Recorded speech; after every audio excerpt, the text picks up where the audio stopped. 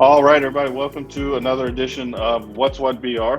Today we have special guest. We have Shannon Aaron with us from Victory Christian Academy. How are you?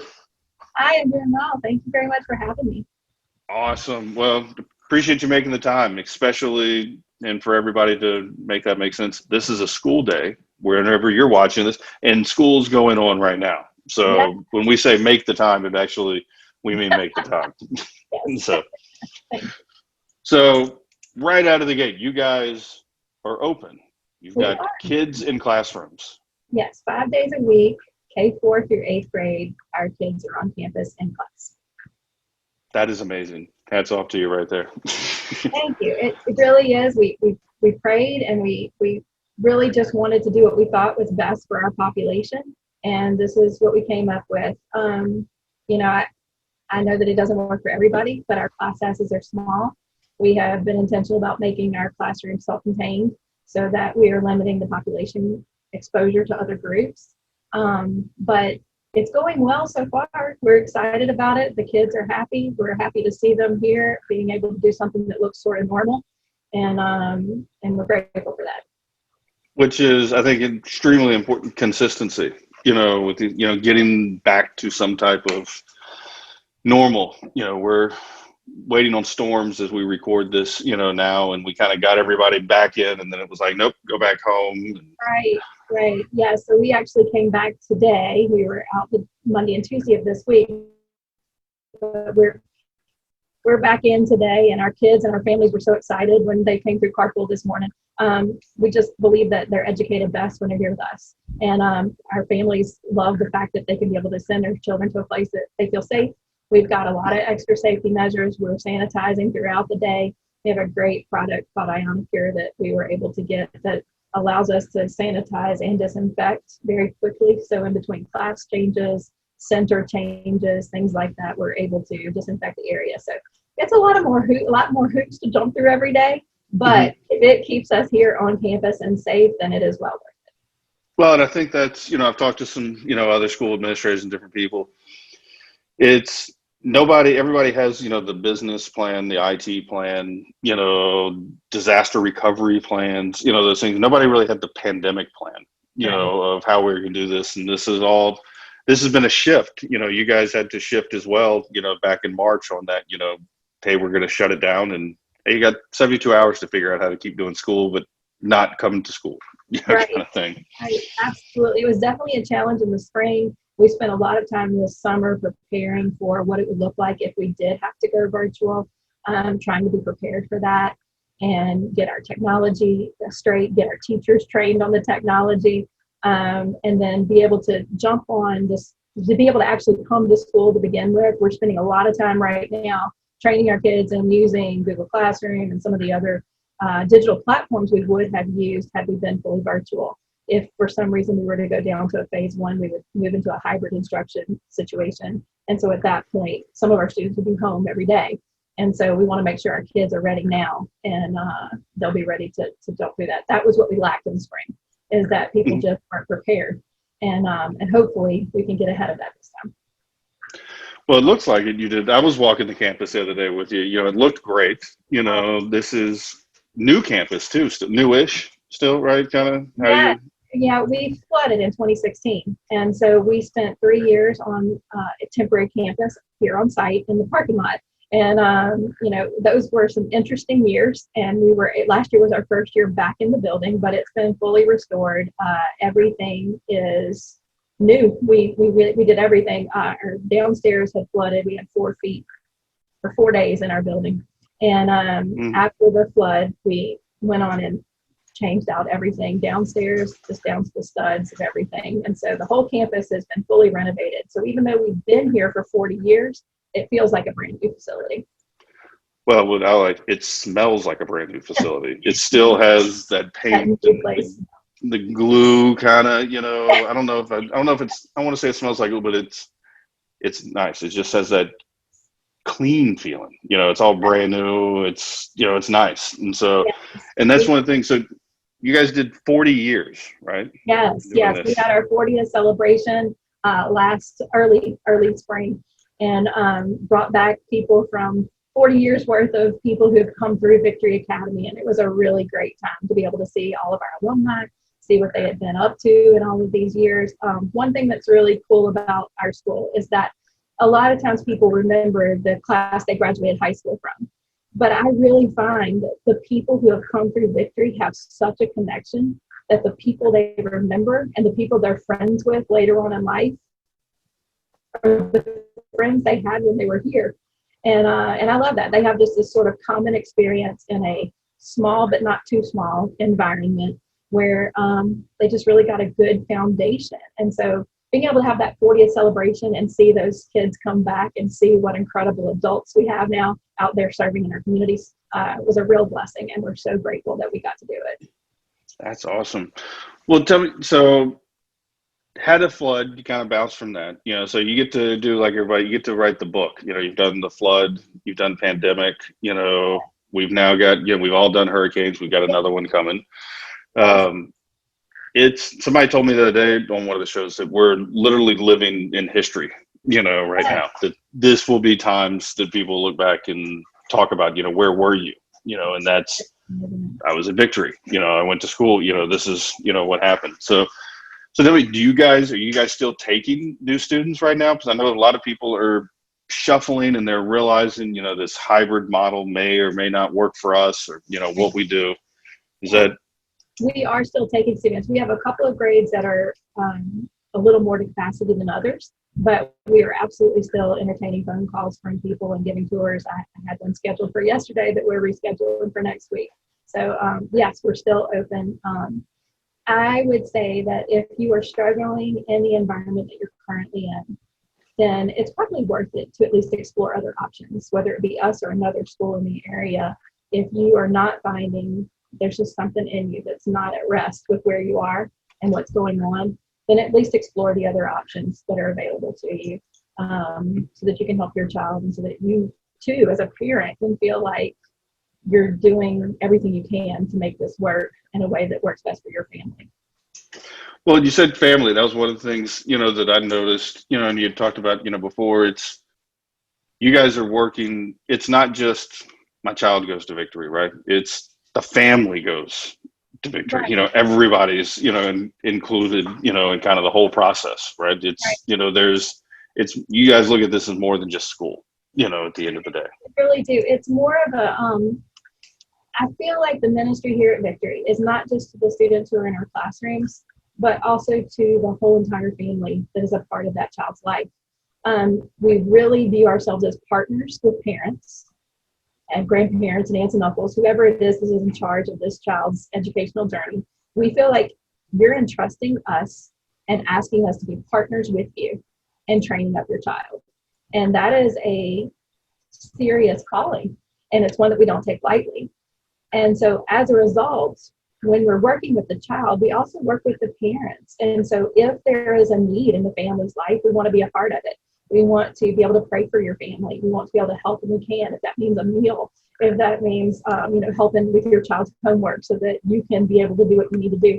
That's what we try to do. We had a family just the other day, a new family who the mom had a baby, and we sent a little gift to the family because that child is a part of our student's life. And so we want to be a part of all of that. We've intentionally, and of course, COVID has sort of changed that, but we had intentionally started building in more family nights. Last year we had a family movie night where we served popcorn and took out all the chairs in our big assembly room for chapel. And had popcorn and hot chocolate, and the kids were just all over the floor, and parents were there. The whole family could come. We have literacy nights and math nights so that everybody feels comfortable and welcome here, and we get to be able to be a part of those families' lives. So it's more than just a ministry of education to children. It's a ministry to the entire family. That's awesome. Well, I think also, I walked the campus. One thing I thought was interesting, you guys are, safety is a big deal, right? We're entrusting, kids coming. You guys, when I was walking, I think you told me the other day, how many cameras did you guys say you had? 104, I think, at the last count. 104, keeping up and keeping an eye, to where. Cameras in every room, cameras in the hallways, cameras on the exterior. What was one of the great things we were able to add back in after the flood, we knew that we wanted to make sure that families felt that their children were safe. And so we are able to monitor the building. I looked over because I have a screen in my room where I can see anything going on any one of those 104 cameras at any point in the day. It's not meant to be kind of like a big brother so much as it is just let's make sure we all feel safe, and that if we needed to, we could be able to protect our kids. Absolutely. Well, I think it's a big deal. It's important nowadays. Unfortunately, we have to, realize, the times that we're in on these things. So, Yeah, we even reframed the way we put in the doors and things like that. We made sure that they were more secure. We removed exterior doorknobs so that people couldn't even try to come in from the exterior on our rooms that face outward. And everything is pretty much just kept locked from the outside except for the front office. And I know that may sound, I don't want it to sound restrictive so much as protective. mhm. Our families, like I've told you, are welcome here. We love it when they can come. Right now, it's not quite like it normally is, but we love it normally when our families come for lunch or, bring something to the classroom or want to be involved in a craft that's going on in the brain, something like that. But we just want to make sure that you can feel secure that your kids are safe here. And you mentioned, classroom. That's one thing I think that was appealing for a lot of people is the student teacher, ratio that you guys have. That's Yes, for most of our classes, we generally have no more than 15, definitely not more than 20 in a room. And so to be able to have a small environment like that is really wonderful. I've taught in public schools before, and I loved my experience there. I love public schools as well. I will say one of the biggest things that has been just wonderful about moving into a private school like this one is that when I was a teacher in a public school, I had 140 kids on my roll, right? Over the day. I taught high school, and so I saw so many kids. It was hard to be able to make the individual investment in each of my students. I tried, but when you have that many students and you see them so quickly each day, it's very hard to make that personal investment in a child's life. Here, I knew every one of my kids. I usually knew their brother and sister. I might have known their parents. And in the classroom, when I was in there with them, I could know, looking at 12 kids, I could know, oh, your strength in writing is this, or we need to do a little bit of extra work on this. And so one of the things that I think really makes our school unique is that low teacher-student ratio enables the teacher to help kids so that they don't fall through the cracks. We can make sure that we know what's going on with each child. Yes, data is important, but our most important data is the fact that our teacher knows each one of our kids and they are intimately involved in what's going on in their academic world. And so I knew my kids. I can remember and keep up with that many kids. It's harder when you get to those large numbers that you sometimes face in other schools. And again, I love all public school teachers and they're doing a fantastic job with what they have. I just know that it is easier and it is better for me with a student to be able to have fewer students so I can take care of what they need. well, that there's so many elements that affect that student that are outside the classroom. And Right. when you can, as you mentioned, through here, know the families and know the dynamics of knowing what's going on. Maybe there's a divorce going on. Maybe there's been a death in the family. Right. You can pick up on that, a little faster, or maybe sooner than somebody else, might pick up on it, or maybe unfortunately they don't. And I know all the teachers wish they could, but you got to play the hand you're dealt. And they're doing So with that, what do you want? I always like to, the show is what VR, what's what VR, and we want to always say, what do you want people to know? What is it out there? If we could wave the wand and just kind of get the message into people's heads, what would that be? I would say that our school is a school that will always try to integrate all aspects of a person's life into what goes on in class. So that means that the spiritual aspect of your life isn't segregated to one day out of the week on Sundays. It's brought into what we're teaching. We stay with the non-denominational doctrine. We don't emphasize anything that would be a controversial issue, but we want to make sure that every child that comes to our school knows that they are uniquely created by God, that He has a plan for their lives, that He loves them, and that this world that He created, He wants them to experience it to their fullest so that they can honor Him with their lives. Now, our school values high academic excellence, but we present it through a Christian worldview. And we believe that is what has made us different. Not that there aren't other religious or parochial schools in the area that are also doing that, but because we have this small environment that is not too small, but small enough to be individual in attention to our students, we are able to nurture the spiritual life, the academic life, the social life, and the athletic life. All of those opportunities are available to our students every day. And we want to make sure that our tuition is such that any family in the area who wants a private Christian education for their children has an opportunity to afford it. So I guess that would be what I would want people to know. That was a really good answer. And all honesty, hand to God, I didn't even tell you I was going to ask you that question. So that just came on the fly, everybody. So, and look, just, I know, and I know you would never bring it up, but it came up in, my conversations with you walking around, not with you, but walking around, the campus not too long ago.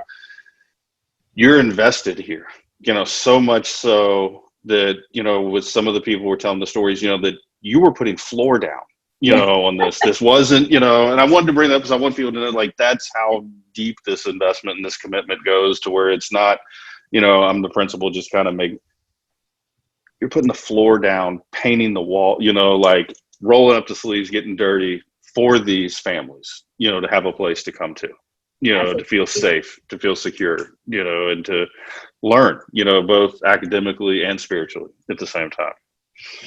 So we do value many teachers that also do that as well, and our parents have been very, very helpful with all of that. We have a wonderful parents group that at any drop of a hat, if there's something we need, they're ready there and willing to help. So there are a lot of us that go into this. We're a team, trying to make things work here. That's what we say, it takes a village to raise a child, Yes. So, well, look, unless I'm missing something, I think you've given just perfect answers, a whole bunch of information for everybody, that's out there.